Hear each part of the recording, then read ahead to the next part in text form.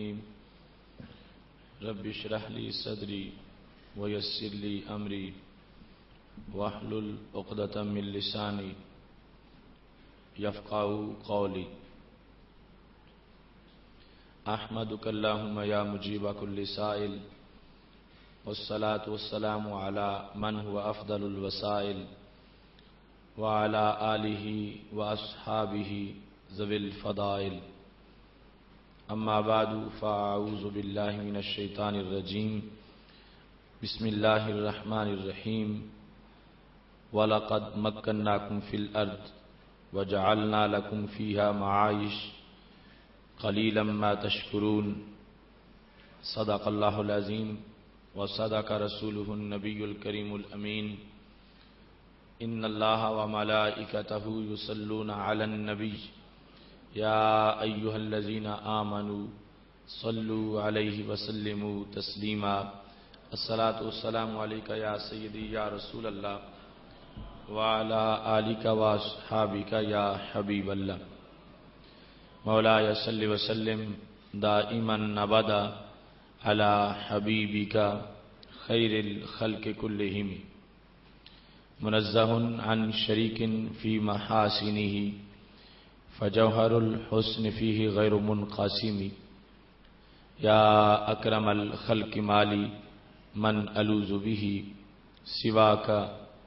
عند حلول الحادث العممی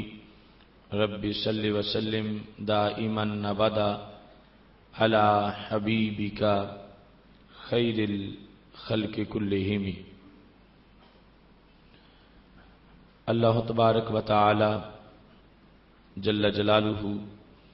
وعم نوالہ واتم برہانہ وعظم شانہ کی حمد و ثنا اور حضور سرور کائنات مفخر موجودات زینت بزم کائنات دستگیر جہاں غم گسار زماں سید سروران حامی بے قسم قائد المرسلین خاتم النبیین احمد مجتبی جناب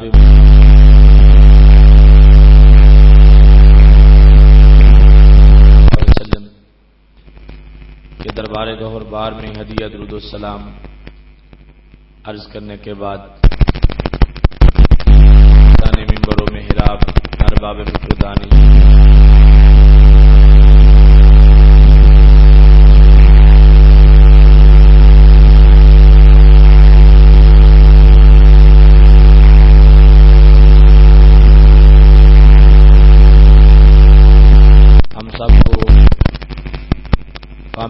کورس کے آج کے اہم پروگرام میں شرکت کی سعادت حاصل ہو رہی ہے. آج ہماری گفتگو کا موضوع ہے پاکستان اور اہل سنت کا باہمی رشتہ. میری دعا ہے خالق کائنات جل جلالہ ہم سب کو حقائق سمجھنے اور حقائق کو آگے پھیلانے کی توفیق عطا فرمائے. خالق کائنات جل جلالہ نے انسان کو زمین پہ آباد کیا اور رب ذوالجلال نے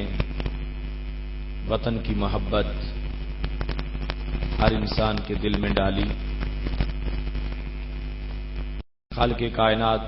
جل جلالہ کا ارشاد ہے وَلَقَدْ مَكَّنَّاكُمْ فِي الْأَرْضِ ہم نے تجھے زمین میں رہائش دی قرار دیا وَجَعَلْنَا لَكُمْ فِيهَا مَعَائِشَ اور ہم نے تمہارے لیے زمین میں زندگی بسر کرنے کے اسباب فراہم کیے. قلیلا ما تشکرون بہت تھوڑا تم شکر ادا کرتے ہو. رب ذوالجلال نے ہمارے لیے جس خطہ کو چنا یہ زمین عہد قدیم سے ارض ہند کہلاتی تھی۔ رب ذوالجلال نے اس سرزمین کو تاریخی عظمتوں سے سرفراز فرمایا،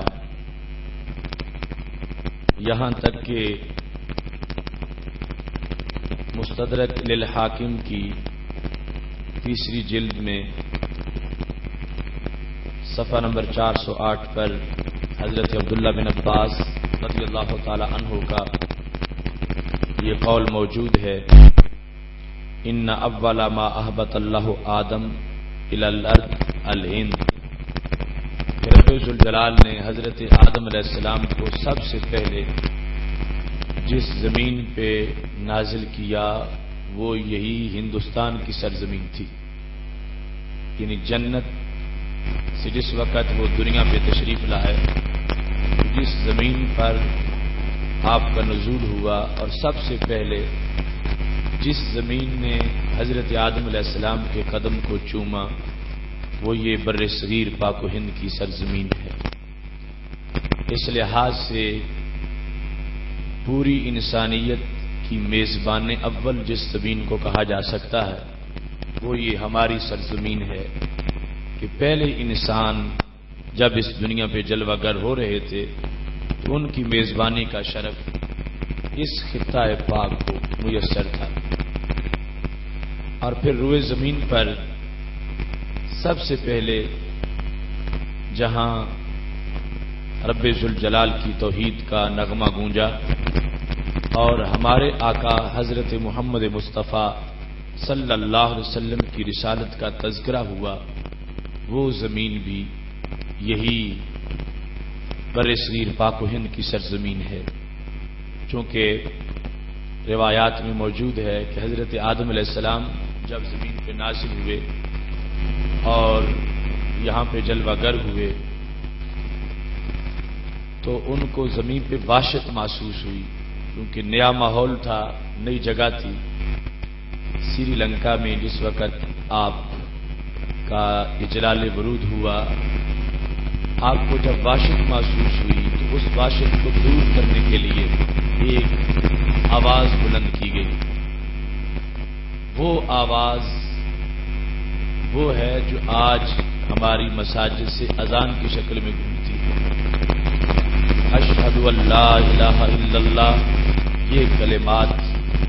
زمین پر آنے کے بعد حضرت آدم علیہ السلام کو سنائی دیے، اور اشہد ان محمد الرسول اللہ،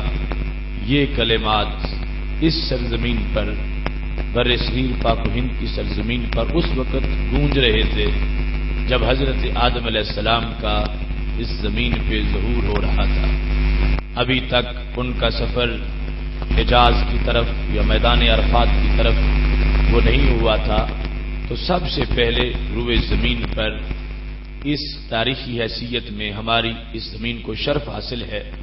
کہ حضرت آدم علیہ السلام کا ورود اور پھر رب ذوالجلال کی توحید کے نغمے اور سب سے آخری رسول حضرت محمد مصطفیٰ صلی اللہ علیہ وسلم جو ہمارے آقا و مولا ہیں، آپ کی رسالت کی گواہیاں کائنات میں جس جگہ پہ پہلے گونجی اور فضاؤں کو معطر کیا گیا وہ زمین یقیناً یہ بر صغیر پاک و ہند کی سرزمین ہے۔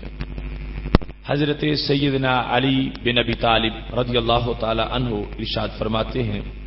مستدرک کی تیسری جلد میں موجود ہے، اطیب ریح فی الارض الہند، ساری روئے زمین پر جہاں کی آب و ہوا بہت ہی خوشگوار ہے وہ بر صغیر پاک و ہند کی سرزمین ہے۔ حضرت علی رضی اللہ تعالی عنہ کا قول اس ہوا کی خوشگواری کے لحاظ سے اور اطیب ہونے کے لحاظ سے یہ بھی تاریخ کا ایک حصہ ہے۔ یہ خالق کائنات جل جلالہ کی اس سرزمین کے لیے خصوصی عطا ہے، اور آج بھی پوری کائنات میں بر صغیر پاک و ہند کا جو مذہبی رنگ ہے اس کو خراج تحسین پیش کیا جاتا ہے۔ میں خود عربوں میں موجود رہا ہوں۔ عرب جس وقت اپنی محافل میں بیٹھتے ہیں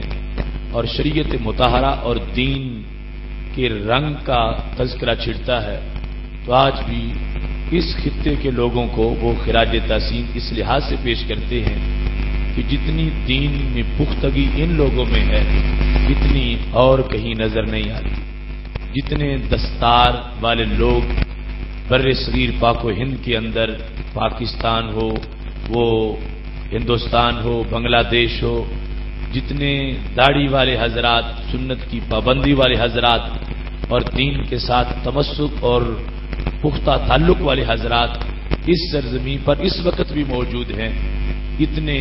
اس لیول کے دوسرے مقامات پر موجود نہیں ہیں. اقبال کہا کرتے تھے، میرے عرب کو آئی ٹھنڈی ہوا جہاں سے، میرا وہی وطن ہے، میرا وہی وطن ہے. سید عالم نور مجسم شفیع معظم صلی اللہ علیہ وسلم اس وقت حجاز مقدس میں بیٹھ کر یہاں کے عاشق جو آنے والے تھے ان کے دلوں کی محبتوں کو اور ٹھنڈی ہوا کو محسوس کرتے رہے. ہمارے نزدیک اس تمام تر تناظر کے اندر یقیناً ہم جو فضیلت مانتے ہیں وہ خاک عرب کی مانتے ہیں اور تمام روئے زمین پر مکہ شریف اور مدینہ شریف کی عظمتوں کو جس طرح سید عالم نور مجسم شفیع معظم صلی اللہ علیہ وسلم کی نسبت سے اجاگر کیا گیا وہ ہمارے ایمان کا حصہ ہے. اور پھر بحیثیت مومن ہمارے لیے کوئی جغرافیائی حدود پر جغرافیے کی وجہ سے فخر کرنا یہ ہمارے ایمان سے خارج ہے. ہم جغرافیائی حدود پر یقین نہیں رکھتے، ہم اپنے معبود پر یقین رکھتے ہوئے جو بھی کلمہ اسلام پڑھتا ہے خواہ دنیا کے کسی کونے میں ہو، کسی زمین پر ہو اور کسی جگہ پہ ہو، وہ ہمارا بھائی ہے اور اللہ نے اس کو ایک ہی لڑی کا موتی بنا دیا ہے. اس تاریخی پس منظر کو جو ارض ہند کو میسر ہے بیان کرنے کے ساتھ یہاں اسلام جس وقت پہنچا اس وقت سے لے کر ایک جستجو تھی کلمہ پڑھنے والوں کی کہ اس زمین کے اندر ہمارے رب کا نظام رائج ہو، ہمارا دین غالب آ جائے. جب پہلے بندے نے کلمہ پڑھا تھا اس وقت سے لے کر 1947 تک قیام پاکستان کی تحریک کی کامیابی تک مسلسل کسی نہ کسی شکل میں یہ تحریک موجود رہی اور یہ تڑپ اور جستجو موجود رہی اور آج تک اس منزل کے حقیقی حصول کے لیے کوششیں کی جا رہی ہیں. تو اول سے لے کر آخر تک یہ تاریخ اور یہ تحریک اہل سنت و جماعت کی کوششوں سے عبارت ہے. اگرچہ آج کے حالات میں ہم اپنی ذمہ داریاں پوری نہیں کر رہے لیکن پوری روشن اور تابناک تاریخ کو دیکھا جائے تو اس روئے زمین کا جو مقدر جاگا اور یہاں ہند کی رات میں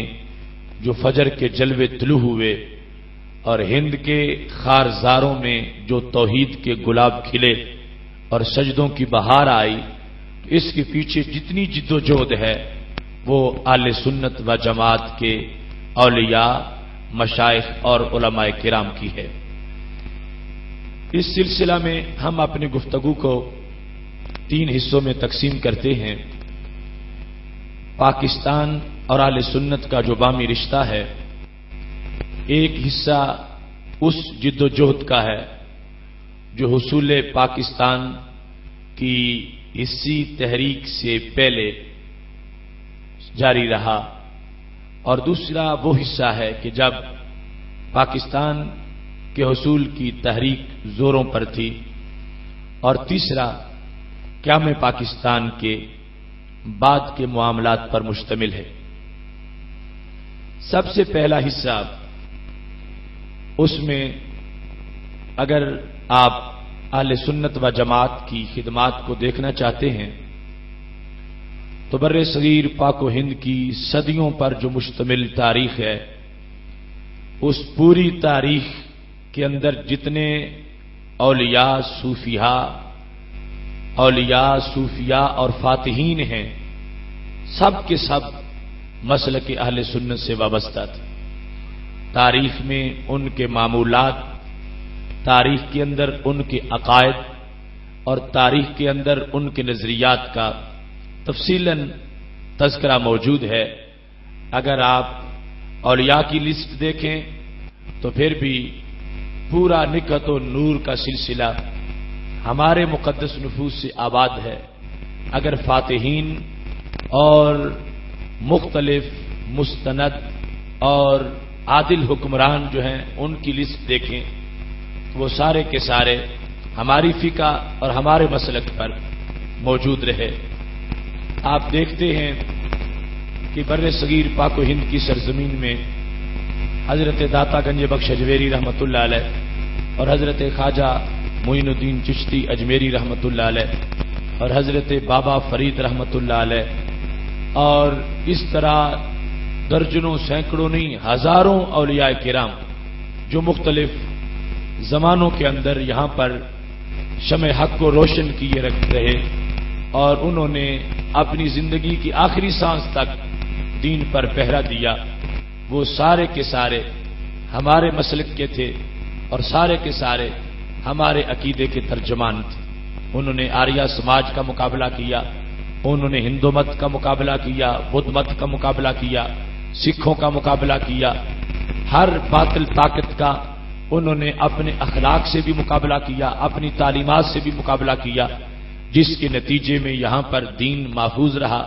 جس کے نتیجے میں یہاں پر ایمان کی شمع روشن رہی، اور وہی نتیجہ آج ہمارے سامنے اپنے ایمان کی شکل میں موجود ہے۔ لہذا ہم ببانگ دہل کہتے ہیں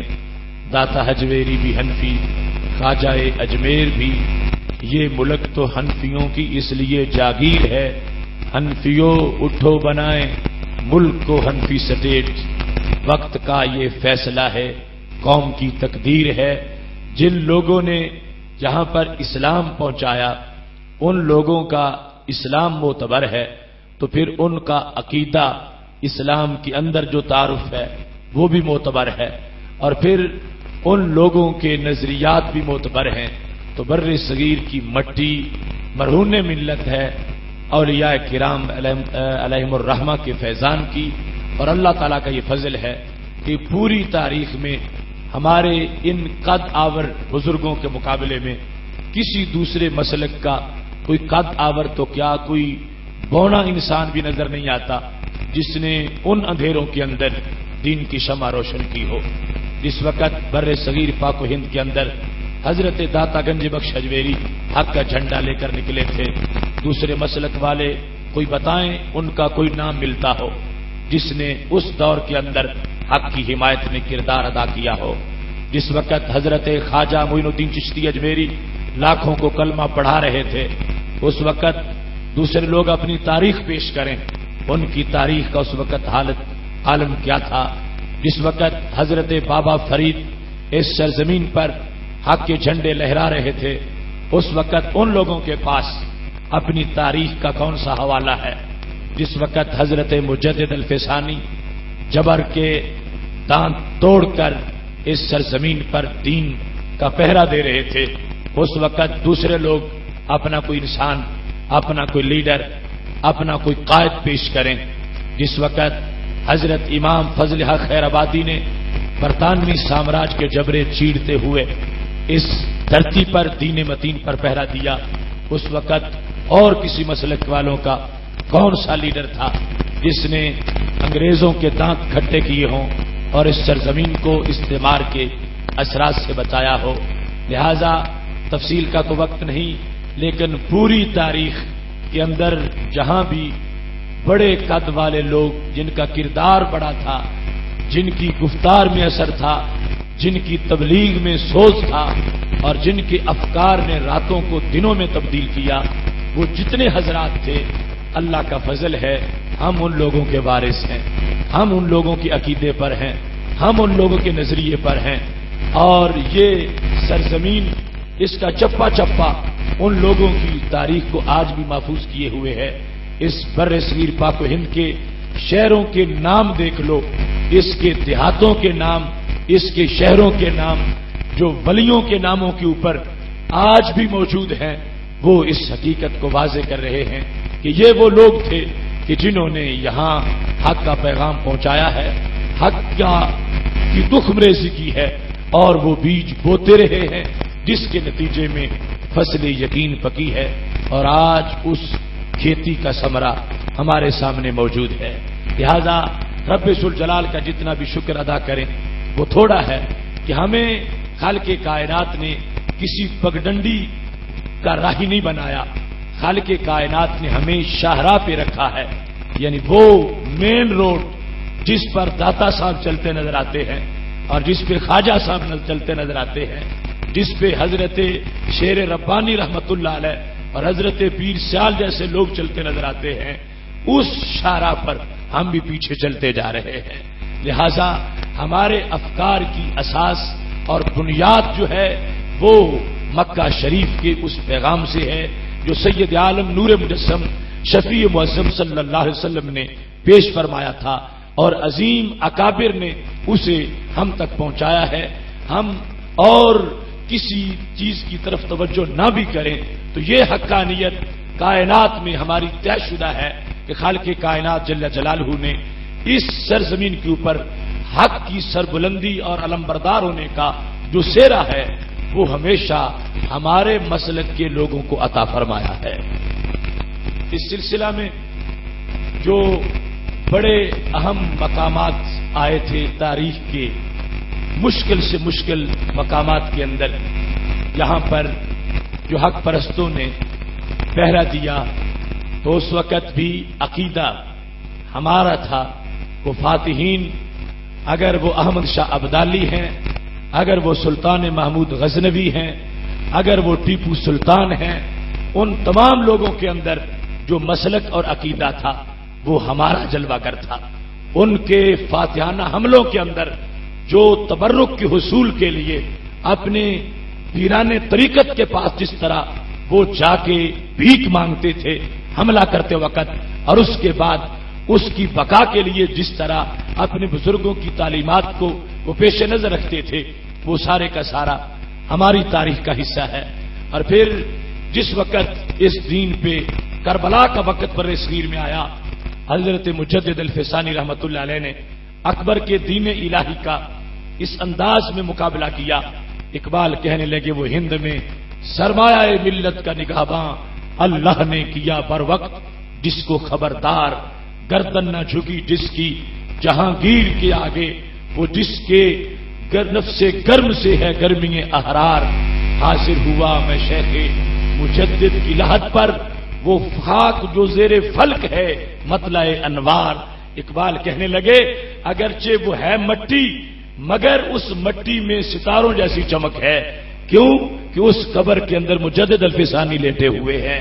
جنہوں نے اس وقت کی نام نہاد روشن خیالی کا مقابلہ کیا، اکبر کے الہاد کا مقابلہ کرتے ہوئے بڑی سخت سزائیں برداشت کر لیں، مگر بالآخر ان کی تاریخ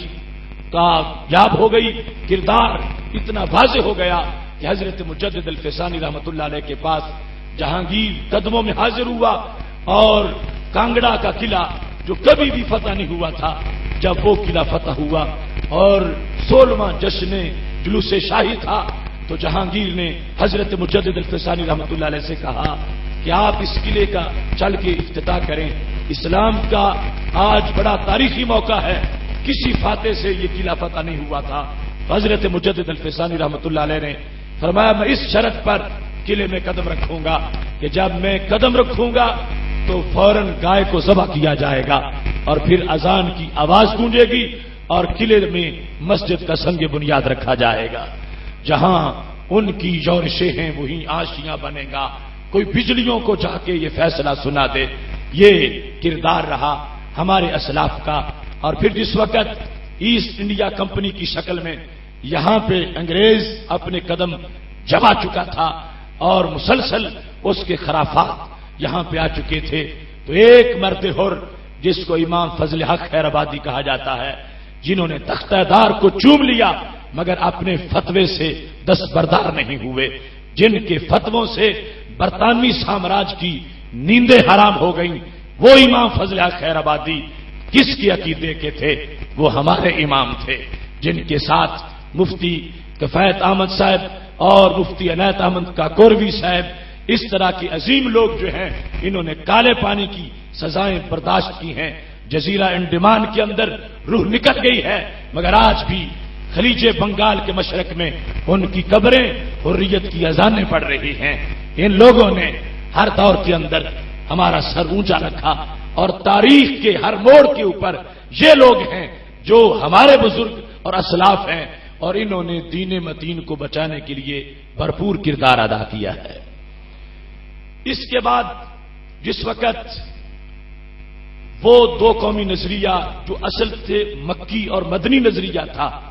اس کو یہاں پر اولیاء نے پروان چڑھایا اور اس کی پرورش کی. اس کے ثمرات جب قریب آنے لگے تو ہندوستان میں ایک فتنہ اٹھا جو متحدہ قومیت کا فتنہ تھا. متحدہ قومیت کا نعرہ لگایا گیا اور اس نعرے کے لیے پھر کچھ اصحاب جبہ دستار کو خریدا گیا. جس وقت ہندوؤں نے یہ سمجھا کہ اب یہاں پر انگریز کے خلاف مسلمانوں کی تحریک کامیاب ہو جائے گی تو پھر یہ اس زمین کے وارث ہوں گے، تو ہندوؤں نے مسلمانوں کو اتحاد کی پیشکش کی کہ ہم اور تم ایک ہو، مل کے انگریز کے خلاف جہاد کرتے ہیں. مطلب تھا ان کا کہ ہماری ایک اکثریت ہے، اگر ہم انگریز کو بھگانے میں کامیاب ہو جائیں گے تو کل پھر ہند ہمارا ہوگا، مسلمان ہمارے غلام ہوں گے. انہوں نے جس وقت یہ پتا پھینکا تو کئی مسلمان لیڈر اس سازش میں پھنس گئے. ہندو مسلم اتحاد کا یہ نعرہ جس کی بنیاد اپنے جغرافیے کو بنایا جا رہا تھا کہ چونکہ ہماری زمین ایک ہے، ہماری بولی ایک ہے، ہماری معاشرت ایک ہے، اس واسطے ہم ایک ہیں، اگرچہ ہم ہندو ہیں تم مسلمان ہو، ہمارا کوئی فرق نہیں. یہ آواز ہندوؤں نے بلند کی مسلمانوں کو اپنے ساتھ ملانے کے لیے. بدقسمتی سے ان کو کچھ داڑھیوں والے ایسے میسر آ گئے اور کچھ جبوں اور پگڑیوں والے ایسے لوگ کہ جنہوں نے دین سے یہ بنیاد تلاش کرنا شروع کر دی اور ممبروں پر بیٹھ کر انہوں نے یہ کہنا شروع کر دیا کہ ہندو میں مسلمان میں کوئی فرق نہیں، کیونکہ ہمارا گھر ایک ہے، ہماری جگہ ایک ہے، ہمارا علاقہ ایک ہے، ہمارا ملک ایک ہے، اس واسطے ہم ایک ہیں. یہ فتنہ جس وقت مسجد اور ممبر اور مدرسہ سے اٹھا تو جن لوگوں نے دو قومی نظریے پر پہرا دیا وہ حضرت امام احمد رضا فاضل بریلوی ہے. آپ نے فرمایا یہ بھی کوئی بات ہے کہ انگریز کے خلاف جہاد کرنا ہو تو ہندو کو ساتھ ملا لے؟ فرمایا یہ تو یوں ہی ہے، فر من المطر وقام تحت المیزاب. بارش ہو رہی ہو تو بندہ بحر سے دوڑتا دوڑتا آ جائے اور پرنالے کے نیچے کھڑا ہو جائے.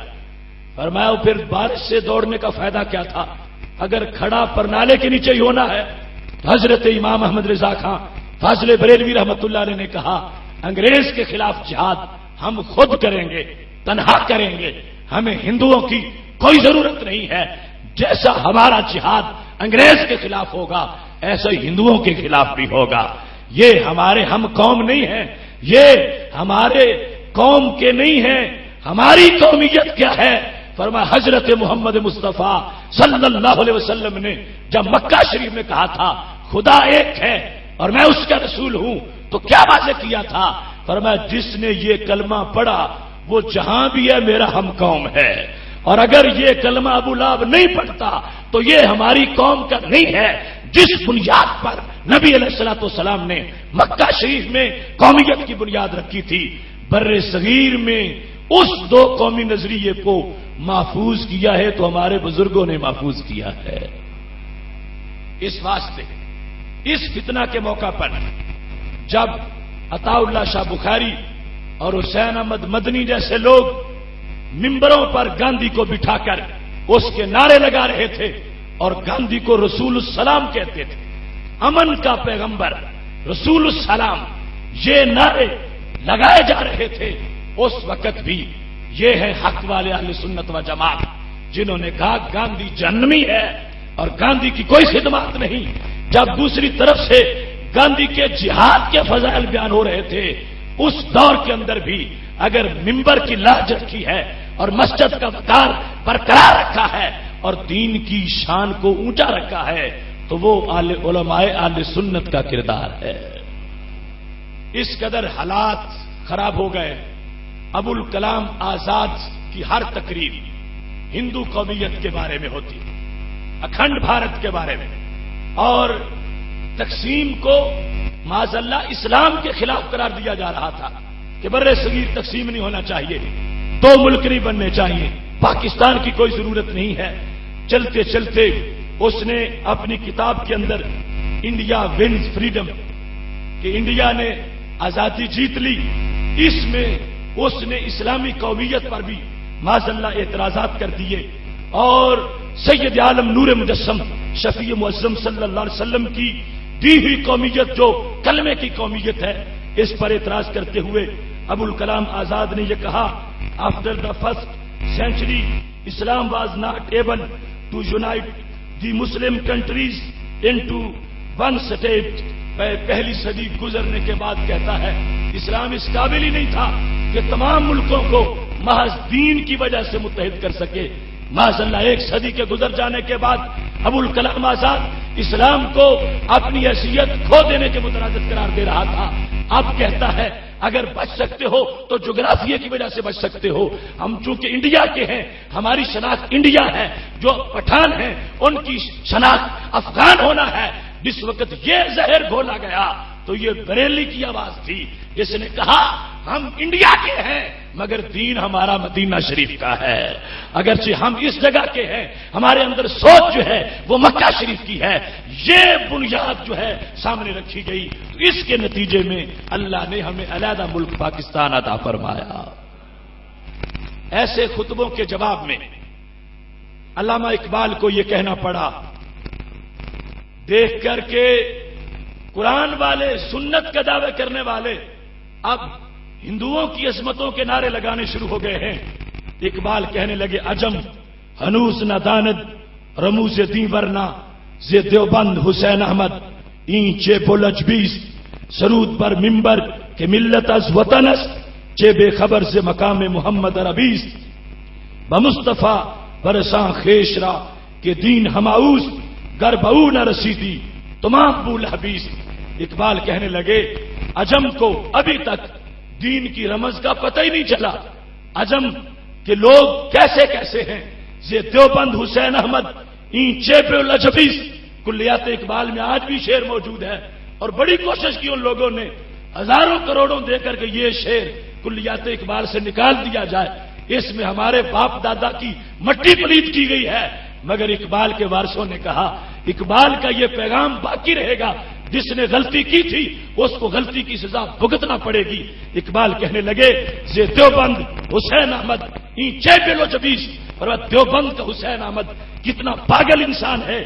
سرود پر ممبر کہ ملت از وطن است، کہ یہ ممبر پہ بیٹھ کے تقریر کرتا ہے کہ ہماری ملت وطن سے ہے، اور میں یہ وطن کا پجاری بن گیا، اس نے وطن کو اسلام پر مقدم کر دیا، سرود پر ممبر کہ ملت از وطن است چے بے خبر سے مقام محمد نبیس، اور میں جس کو حضرت محمد مصطفیٰ صلی اللہ علیہ وسلم کے مقام کی خبر ہو وہ ایسی غلط باتیں نہیں کر سکتا، چونکہ یہاں پر ملت وطن سے نہیں بنتی، ملت کلمہ اسلام سے بنتی ہے۔ اب دیکھو فتنہ تھا، وہ کہتے تھے وطن ایک ہے، وطن کو تقسیم کرنا ظلم بڑا، ایک وطن چاہیے، اکھنڈ بھارت چاہیے، اس کی تقسیم معاذ اللہ جرم ہے۔ ہم جس کو جہاد کہتے تھے، اس سرزمین کے لوگ 20 لاکھ جنہوں نے خون پیش کیا تھا وہ جہاد سمجھ کے آزادی کے لیے تحریک چلا رہے تھے، اور دوسری طرف سے یہ لوگ فتوے لگا رہے تھے کہ وطن متحد ہے، وطن مقدم ہے، اسلام دوسرے نمبر پر ہے، وطن کو بچاؤ، وطن کو تقسیم نہ ہونے دو. ان کی ان حرکتوں کے سامنے اقبال کہنے لگے بمصطفیٰ برساں خیش را کہ دین ہماؤس، کہ سب کچھ چھوڑو، وطن چھوڑو اور ثقافت چھوڑو، کلچر چھوڑو، جغرافیہ چھوڑو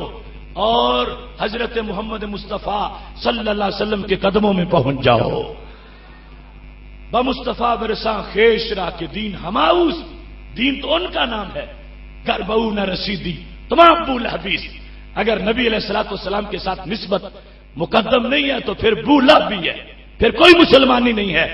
علامہ اقبال نے اچھی طرح جھنجھوڑا اور پھر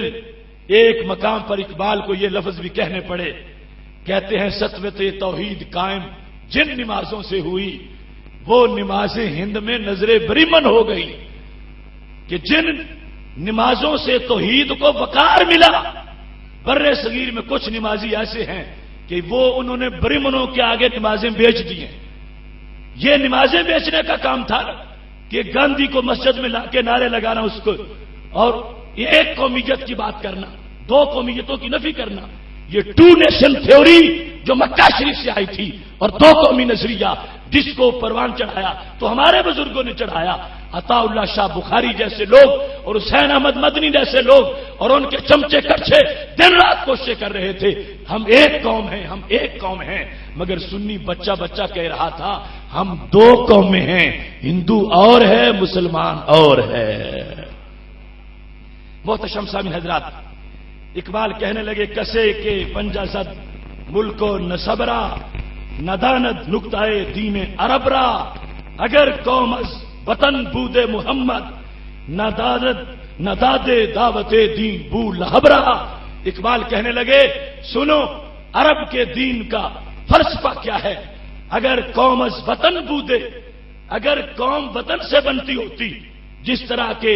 قومیت پرست لیڈر اعلان کر رہے تھے کہ ہمارا چونکہ وطن ایک ہے، وطن کے نیچے قوم ہوتی ہے، جس کا وطن ایک ہے ان کی قوم ایک ہے. چونکہ ہندو بھی اس وطن کے ہیں، ہم بھی اس وطن کے ہیں، تو ہماری قوم ایک ہے.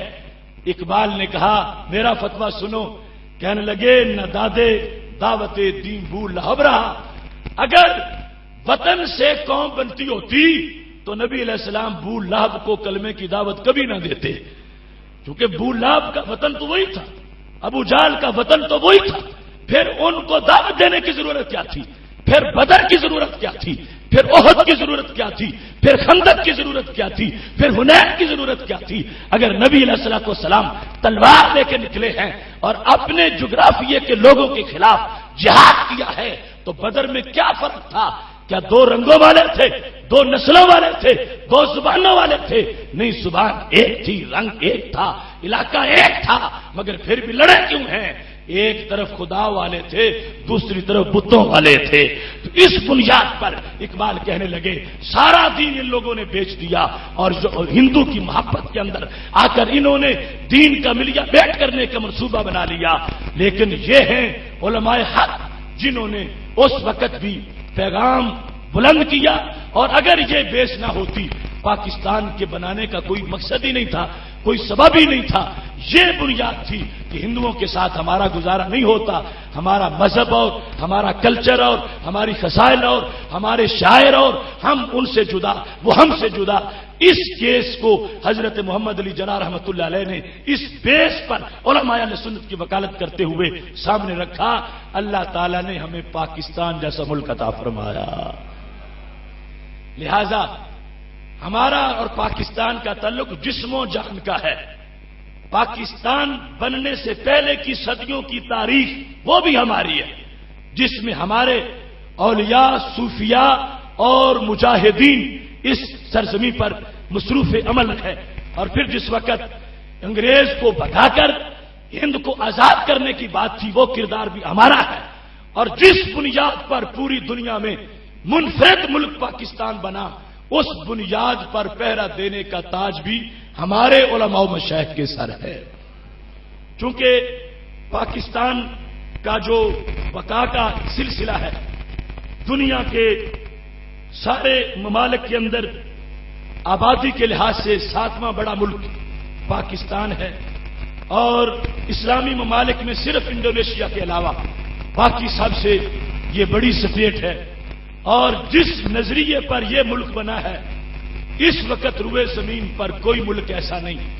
باقی ملک وہ خواہ مسلم کنٹری ہیں یا غیر مسلم کنٹری، ان میں پیچھے جغرافیہ ہے، پیچھے برادری ہے، پیچھے رنگ ہے، پیچھے نسل ہے۔ پاکستان ایک رنگ کی وجہ سے نہیں، ایک نسل کی وجہ سے نہیں، یہ نظریے کی وجہ سے ہے۔ تو ہمیں پاکستان سے اس لیے صرف نہیں پیار کہ یہ ہمارا ملک ہے، خدا کی قسم ہے ہمیں پاکستان سے پہلے نمبر پر اس لیے پیار ہے کہ جو نظریہ دے کر میرے آقا صلی اللہ علیہ وسلم نے مدینہ شریف میں سٹیٹ بنائی تھی، اگر اس نظریے پر دنیا میں دوسرے نمبر پر کوئی ملک بنا ہے تو وہ پاکستان بنا ہے۔ مدینہ شریف کی سٹیٹ کی بنیاد بھی یہی تھی، نظریہ۔ آج کے ملکوں میں جغرافیے ہیں، جغرافیوں کے بت سامنے رکھے گئے اور برادریوں کے نام پر لوگوں نے اپنی زمینوں کو ٹکڑے بانٹ لیے، عربوں کے اندر چھوٹی چھوٹی سٹیٹس بن گئی، دوسری جگہ پہ نظریے پر کوئی نہیں بنا۔ اگر غلط نظریے پر بنا ہے تو اسرائیل بنا ہے، اور صحیح نظریے پر بنا ہے تو پوری دنیا میں پاکستان بنا ہے۔ اس واسطے نقش ہے جو دل پہ وہ تصویر پاکستان ہے،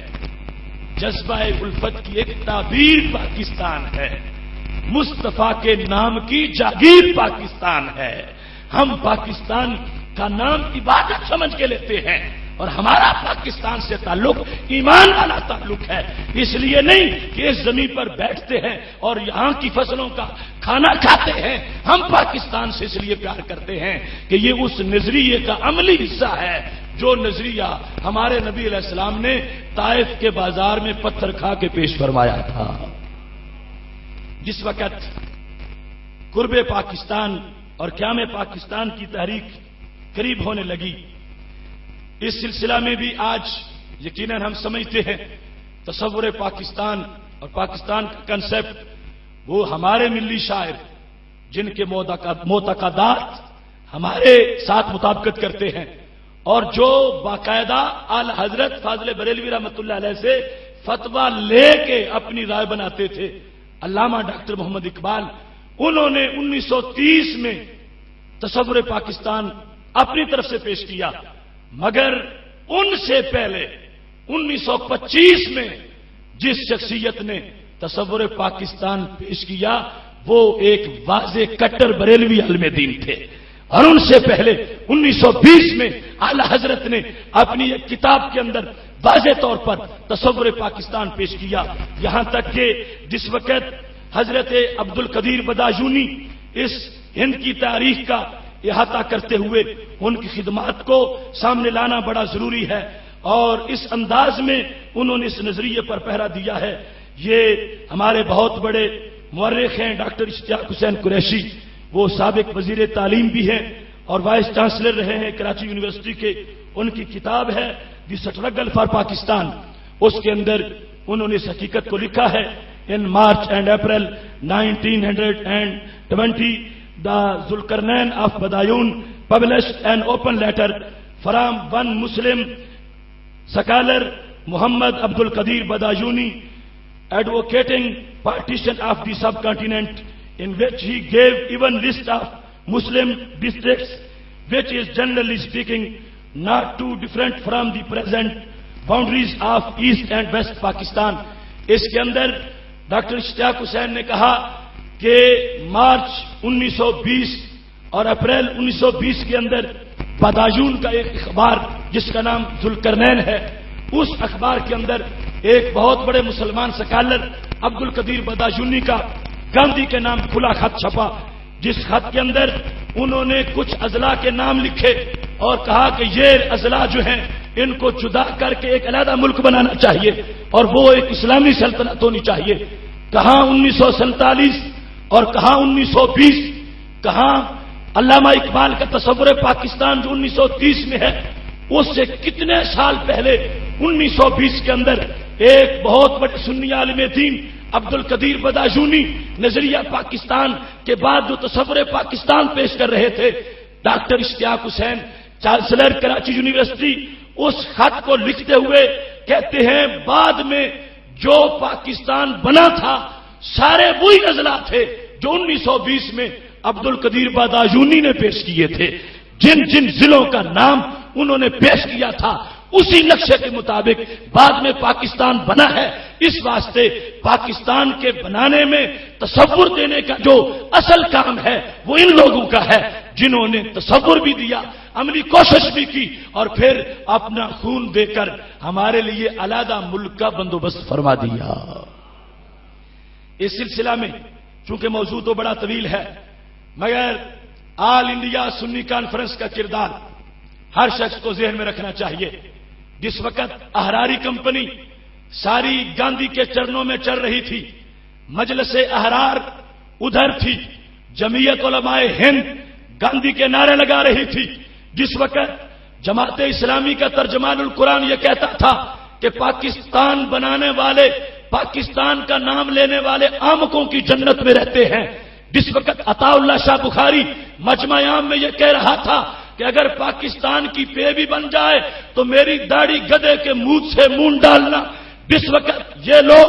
ہندوؤں کی محبت میں اسلام کے خلاف بڑاس نکال رہے تھے. اللہ کا فضل ہے یہ سنی بچہ ہے کہ جس نے اس پوری تاریخ کو منظم کر کے ان ہندوؤں کو اور ہندو نواب کو شکست دیتے ہوئے پاکستان کا وہ منزل حاصل کر لیا جس کے روشن چہرے آج بھی تمہارے سامنے موجود ہیں. آخر تاریخ ہے, یہ کسی کو معاف نہیں کرتی. آج بھی نواب وقت کے کبھی کبھی اداریے اس حقیقت کو بیان کر جاتے ہیں, اگرچہ اس وقت وہ جو کہتے تھے پاکستان کی پے نہیں بننے دیں گے, اور یہاں گوجراں والا کے شیراں والے باغ کے اندر اس شخص نے کہا تھا کہ خدا کا شکر ہے کہ ہم پاکستان بنانے کے جرم میں شریک نہیں تھے. وہ لوگ جنہوں نے اسے پلیتستان کہا, جنہوں نے قائد اعظم کو کافر اعظم کہا, جنہوں نے مسلم لیگ کو اس وقت ووٹ دینا سور کھانے کے مترادف قرار دیا, یہ ان لوگوں کا کردار تھا. اور ادھر ہمارے علی پور شریف کے پیر جماعت علی شاہ کہہ رہے تھے جو مسلم لیگ کو ووٹ نہیں دے گا اسے مسلمانوں کے قبرستان میں دفن بھی نہیں کرنے دیا جائے گا. یہ حمایت کر رہے تھے, یہ چل رہے تھے, یہ بتا رہے تھے لوگوں یہ دین کا مسئلہ ہے, یہ ایمان کا مسئلہ ہے, لہذا ہمیں اللہ نے فخر دیا ہے, ہم کبھی بھی تاریخ کے اندھیروں میں نہیں رہے, سنی ہر وقت تاریخ کے سویروں میں موجود رہے ہیں. محتشم سامعین حضرات, جس وقت تاریخ چل نکلی اور ہندو مسلم اتحاد والے سارے خواب خراب ہو گئے, اعلی حضرت کی تعلیمات کو سن کر لوگوں نے اپنے قبلے سیدھے کیے, اور جن کو ہندو مسلم اتحاد کا سفیر کہا جاتا تھا وہ یہی محمد علی جناح تھے, مگر اندرونی حالات دیکھ کر اور ہمارے علماء کی فکر کو سن کر طائب ہو گئے, اور پھر جا کے مسلم لیگ کے پلیٹ فارم سے انہوں نے کوششیں شروع کی. اب یہ مقابلہ تھا, ایک طرف کانگریسی ملا تھے جو کہتے تھے کانگریس میں شامل ہونا فرض ہے, کہتے تھے ہم کانگریسی ہیں اور کانگریس میں شامل ہونا فرض ہے, اور دوسری طرف ہم حق پرست تھے. ہم نے کہا, ہمارے مشائخ نے کہا اس کا ہمارے ساتھ کوئی تعلق نہیں ہے, اس کی بیعت ٹوٹ گئی ہے جس نے پاکستان کو ووٹ نہیں دیا. پاکستان بنانے کے لیے جو ووٹ دے گا وہ ہمارا مرید ہو سکتا ہے. لہذا پوری پاور کے ساتھ جن لوگوں نے پاکستان کو بنایا وہ اہل سنت ہیں. اس واسطے ہم اور پاکستان آپس میں یوں ہیں جیسے جسم اور جان کا آپس میں تعلق ہوتا ہے. محتشم سامعین حضرات, ہمارے وہ عظیم مشائخ جنہوں نے آل انڈیا سنی کانفرنس کی 1925 میں بنیاد رکھی, 1925 میں بنیاد رکھ کے ہر شہر میں سنی کانفرنسیں کی, جلسے کیے, رائے عامہ کو استوار کیا, اور پھر بالخصوص جس وقت منزل قریب آنے کو تھی تو قائد اہل سنت علامہ شاہ نورانی صدیقی کے والد گرامی حضرت شاہ عبدالعلی میرٹھی رحمت اللہ علیہ, جو حضرت امام احمد رضا فاضل بریلوی کے بہت بڑے خلیفہ تھے, ان کو قائد اعظم محمد علی جناح نے کہا کہ تم میرے نزدیک سفیر اسلام ہو, سارے ملکوں کی بولیاں بھی جانتے ہو, جاؤ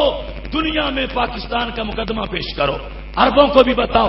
عجم کو بھی بتاؤ, برٹش کو بھی بتاؤ کہ ہماری مجبوری کیا ہے, ہم پاکستان کیوں چاہتے ہیں, ہمیں پاکستان کی ضرورت کیا ہے. یہ شاہ عبدالعلی میرٹھی انہوں نے پوری دنیا پر دورہ کر کے لوگوں کو اس بات پر قائل کیا اور بیدار کیا کہ ہم کوئی ایسا ٹکڑا نہیں چاہتے کہ جہاں ہم جاگیردار بن کے بیٹھ جائیں، ہم ایسا ٹکڑا چاہتے ہیں جہاں قرآن و سنت کے قانون کو نافذ کر کے دکھا دیا جائے۔ یہ آل انڈیا بنارس سنی کانفرنس کا موقع ہے جب کوشش آخری حصے میں پہنچی۔ 1946 انڈیا کے شہر بنارس میں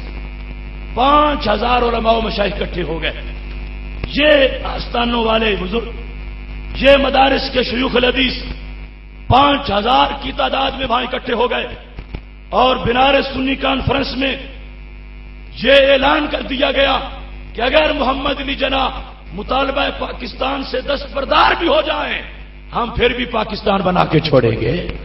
کہ وہ ہمارے وکیل ہیں، وکالت کریں گے تو ہم ساتھ ہیں ان کی، اور اگر کسی طرح ان کو رستے سے ہٹا دیا گیا ہم پھر بھی اپنی جد و جہد جاری رکھیں گے۔ یہ کون لوگ تھے؟ یہ حضرت سید محمد محدث کچھوچوی تھے، محدث اعظم ہند، جن کا یہ شعر گونجتا تھا، سید یہی ہے حکم تو فوراً چلے چلو، اب توڑنی ہے جلد پورے ہندوستان کی نیند، سارے ہندوستان کی نیند توڑ کر جگانے میں مصروف رہے۔ یہ میرے امام اعلی حضرت فاضل بریلوی رحمت اللہ علیہ کے صاحبزادے مفتی محمد مصطفیٰ رضا صاحب تھے۔ یہ اعلی حضرت کے خلیفہ مفتی محمد نعیم الدین مراد آبادی تھے۔ یہ پیر سید جماعت علی شاہ علی پوری تھے۔ یہ پیر عبد الرحمان برچونڈی شریف تھے۔ یہ پیر سید مغفور القادری تھے۔ یہ مولانا ابو الحسنات محمد احمد قادری تھے۔ یہ مولانا عبد الحمد بداجونی تھے۔ یہ مولانا عبد الغفور ہزاروی تھے۔ یہ مولانا عبد العلیم میرٹھی تھے۔ یہ پیر محمد امین الحسنات پیر مانکی شریف تھے۔ یہ مفتی غلام معین الدین نعیمی تھے۔ یہ علامہ سعید احمد قاسمی تھے۔ یہ شاہ محمد عارف اللہ میرٹھی تھے۔ یہ مفتی احمد یار خان نعیمی تھے۔ یہ دیوان سید آل سیدی اور ہزاروں مشائخ اور آستانوں کے اولیاء تھے جنہوں نے بیک زبان ہو کر ایک آواز بلند کی ہے، تو رب ذوالجلال نے ہند کی اس مخلوق کو آزادی عطا فرمائی ہے۔ محتشم سامعین حضرات، اب آل انڈیا بنارس سنی کانفرنس کیا میں پاکستان کے بعد سمجھنے لگی کہ جن کو ملک بنا کے دے دیا ہے، ملک چلائیں گے، اس میں نظام چلے گا اور نظام حیات اچھے طریقے سے قرآن و سنت کے مطابق چل سکے گا، مگر مسلم لیگ اپنے مقاصد سے ہٹ گئی تو پھر دوبارہ ہمارے علماء و مشائخ جو ہیں انہوں نے جمعیت علماء پاکستان کے نام سے پھر اس کوشش کو شروع کیا، اور وہ کوشش آج تک جاری ہے، مگر جو کمی ہے وہ ہمارے سامنے ہے، اور پھر بالخصوص ہمیں اس بات پر زیادہ افسوس ہے، تلقین اعتماد وہ بھی کر رہے ہیں آج راہ طلب میں جو کبھی معتبر نہ تھے۔ نیرنگی یہ سیاست دورہ تو دیکھیے، منزل انہیں ملی جو شریک سفر نہ تھے، جنہوں نے کہا تھا یہ آمد لوگ ہیں جو پاکستان کی بات کرتے ہیں، اور جو کہتے تھے کون ہے مائی کا لال جو پاکستان کی پے بنا سکے، آج وہ معاذ اللہ پاکستان کے مامے بنے پھرتے ہیں۔ وہ ڈیزل قسم کے لوگ پاکستان کے اندر اپنی جائیداد سمجھ چکے ہیں پاکستان کو، اور پاکستان کو کھوکھلا کرنے کے لیے آج کتنے غلط لوگ متحرک ہیں۔ زبردستانہ کے دھماکے اور خودکش حملے یہ کس کی کارستانیاں ہیں؟ ہمیں پلٹ کر پھر وہ منظر یاد آتا ہے کہ جن لوگوں نے دل سے پاکستان کو قبول ہی نہیں کیا تھا اور کہتے تھے کہ یہ ایک عاموں کی بات ہے، یہ پھر اس بارڈر کو جو 20 لاکھ شہیدوں کے خون سے بنا تھا معاذ اللہ مٹانے کی کوشش ہو رہی ہے۔ اس واسطے اہل سنت علماء و مشائخ اور عوام اہل سنت نے اگر آج بیداری کا مظاہرہ نہ کیا اور اپنے ملک کو بچا کر اس میں نظام مصطفیٰ صلی اللہ علیہ وسلم کو لانے کے لیے کوشش نہ کی تو تاریخ کبھی معاف نہیں کرے گی۔ میرے بھائیوں، جو کرائے کا رہائشی ہو اسے مکان سے دلچسپی کوئی نہیں ہوتی، اور جس نے خود بنایا ہو اور مٹی کی اینٹوں سے نہیں جگر کے لہو سے بنایا ہو اس کو اپنے گھر کی خبر ہوتی ہے۔ ہم نے یہ پاکستان اس انداز میں حاصل کیا، 20 لاکھ مسلمانوں نے خون دیا، 2 کروڑ مسلمانوں نے گھر چھوڑا، 90,000 عورتوں کی عزتیں لوٹی، پھر یہ پاکستان بنا۔ آج وہ پاکستان ہم سے مطالبہ کر رہا ہے کہ ہم اس کے تقدس کو برقرار رکھیں اور جس مقصد کے لیے بنایا گیا تھا اس مقصد کو پورا کریں۔ پاکستان بنانے کا مقصد کسی کی چودراہٹ کو عروج دینا نہیں تھا۔ پاکستان بنانے کا مقصد جو ہے وہ کسی کی اجارہ داری نہیں تھی۔ پاکستان بنانے کا مقصد تو یہ تھا کہ مدینہ شریف کا رنگ نظر آئے، مکہ شریف کا رنگ نظر آئے، سنت مطہرہ کا ماحول ہو، شریعت کا چرچا ہو۔ یہی پشاور کانفرنس کے اندر علامہ اقبال نے اپنے قائد اعظم محمد علی جناح نے کہا تھا، ہم زمین کا ٹکڑا نہیں چاہتے تھے، ہم تو قرآن و سنت کی لیبارٹری چاہتے تھے، ہم قرآن و سنت کے لیے پاکستان لینے والے ہیں۔ یہ کمیونسٹ لوگوں کے خیالوں کی تردید ہے کہ بانی پاکستان نے باقاعدہ طور پر قرآن و سنت کے لا کی بات کی ہے، اور یہ پھر سعادت ہمیں حاصل ہے کہ اس پاکستان کا نام جس وقت رکھنے کی بات آئی تھی تو اس کا نام اسلامی جمہوریہ پاکستان شاہ احمد نورانی نے رکھوایا۔ پہلے محض پاکستان تھا، جب سرکاری مذہب اس کا کیا ہوگا یہ بات جس وقت لا میں طے ہو رہی تھی، وہ شاہ احمد نورانی تھے جنہوں نے کہا تھا پاکستان کا سرکاری مذہب اسلام ہوگا۔ اور جس وقت یہ طے کیا جا رہا تھا کہ پاکستان کی جو مین پوسٹیں ہیں ان پر کوئی قادیانی نہیں آ سکتا، تو یہ کوشش امام شاہ احمد نورانی کی تھی۔ اور جس وقت پاکستان کے اندر نظام اسلام کی جد و جہد کو عروج دیا جا رہا تھا، یہ ساری کوششیں ہمارے اسلاف کی ہیں، مگر این جی اوز اور مختلف ایجنسیوں نے اس کاروان حق کو ہر دور میں نقصان پہنچانے کی کوشش کی اور لوٹنے کی کوشش کی، لیکن آج بھی حرارت باقی ہے، آج بھی وہ جذبہ باقی ہے، اور یہ اب آپ لوگوں کی ذمہ داری ہے۔ کشتی حق کا زمانے میں سہارا تو ہے، عصر نورات ہے، دھندلا سا ستارہ تو ہے، ہر طرف اندھیرے چھا گئے ہیں، روشنی کی کرن اہل سنت و جماعت ہیں، اور انشاءاللہ یہی آگے بڑھیں گے اور اپنے اس گھر کی حفاظت کریں گے۔ میں تو اسی پیغام کے ساتھ ہر طرف یہ آواز بلند کر رہا ہوں، پاکستان بنایا تھا، پاکستان بچانا ہے، تن من دھن سب وار کی ہم نے یہ جھنڈا لہرانا ہے۔ پاکستان بنایا تھا، پاکستان بچانا ہے، تن من دھن سب وار کی ہم نے یہ پرچم لہرانا ہے۔ یاد ہے تم کو ہندوستان پہ جب انگریز کا سایہ تھا، گنگا جمنا کی دھرتی پہ کفر کا بادل چھایا تھا، مسلم لیگ نے گھر گھر جا کے قوم کو پکڑ جگایا تھا، آل انڈیا سنی کانفرنس نے پاکستان بنایا تھا، اب اس دیش کے والی ہم ہیں، ہم نے اسے سجانا ہے۔ پاکستان بنایا تھا، پاکستان بچانا ہے۔ شیخ مجدد نے جو تخم ارض ہند میں ڈالا تھا، مجدد الفسانی، شیخ مجدد نے جو تخم ارض ہند میں ڈالا تھا، خیر آبادی نے لو دے کر اس گلشن کو پالا تھا، فکر رضا نے اس گلبن میں ہر سو کیا اجالا تھا، آل انڈیا سنی کانفرنس نے اس کا ثمر سنبھالا تھا، اس نظریے کو اب ہم نے پھر جگ میں پھیلانا ہے۔ پاکستان بنایا تھا، پاکستان بچانا ہے۔ کچھ ایسے ہیں جو لو مل کے آ بیٹھے ہیں شہیدوں میں، کیا میں پاکستان کے وقت تو اسے زہر سمجھتے تھے اور اب اس کے وارث بننا چاہتے ہیں۔ کچھ ایسے ہیں جو لو مل کے آ بیٹھے ہیں شہیدوں میں، ان کی ملت بنی وطن سے خود کہتے تھے جریدوں میں، وحدت ہند تھی لیلا ان کی ہر جا غزل قصیدوں میں، بڑی خوشی سے بیٹھتے تھے وہ گاندھی جی کے مریدوں میں۔ ہم نے ایسے ستم گروں کو بھی شیشہ دکھلانا ہے۔ پاکستان بنایا تھا، پاکستان بچانا ہے۔ کب سے اس گلشن پہ دیکھو حملے کیے خزاؤں نے، اس کے گنچوں کا رس چوسا ہے سوتیلی ماؤں نے۔ کب سے اس گلشن پہ دیکھو حملے کیے خزاؤں نے، 60 سال اسی انداز میں گزر چکے ہیں۔ کب سے اس گلشن پہ دیکھو حملے کیے خزاؤں نے، اس کے گنچوں کا رس چوسا ہے سوتیلی ماؤں نے۔ اس کے صحن میں ڈیرے ڈالے ہیں بے رحم بلاؤں نے، اس کا مالی سویا ہوا ہے استعمار کی چھاؤں میں۔ اس گلشن سے ہر غاصب کو ہم نے مار بگانا ہے۔ پاکستان بنایا تھا، پاکستان بچانا ہے۔ امن سکون سے بیٹھنے والوں آج اونچے ایوانوں میں، جو ملک پر حکومت کر رہے ہیں اور ملک کی اساس کو مٹا رہے ہیں اور نظام اور جس مقصد کے لیے بنا تھا وہ سوچ نہیں رہے، ان سے میرا خطاب ہے۔ امن سکون سے بیٹھنے والوں آج اونچے ایوانوں میں، ان کو بھی تو یاد کرو جو کٹ گئے تھے میدانوں میں۔ امن سکون سے بیٹھنے والوں، آج اونچے ایوانوں میں، ان کو بھی تو یاد کرو جو کٹ گئے تھے میدانوں میں۔ کتنی غیرت تھی ان میں اور قوت تھی ایمانوں میں۔ آج وہ ہم سے کہتے ہیں فردوس کے بالا خانوں میں، جس کو ہم نے خون دیا تھا تم نے اسے چلانا ہے۔ پاکستان بنایا تھا، پاکستان بچانا ہے۔